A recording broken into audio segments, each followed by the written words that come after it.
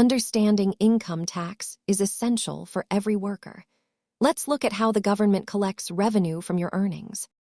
The core of the system is taxable income. This is the portion of your pay that the government actually looks at. We use a progressive system, meaning higher portions of income are taxed at higher rates. It is not a flat percentage for everyone. You start with your gross earnings, then subtract deductions to find your taxable amount. Credits then lower your final bill even further. Deductions reduce the amount of income you are taxed on, while credits reduce your final tax bill directly. Credits are usually better. As your income grows, you enter higher tax brackets. Only the money within those specific brackets is taxed at that higher rate. While taxes can feel like a burden, they fund public services like roads, schools, and national defense.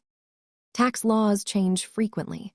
Always check official IRS resources for the latest updates. Thanks for watching and stay financially literate.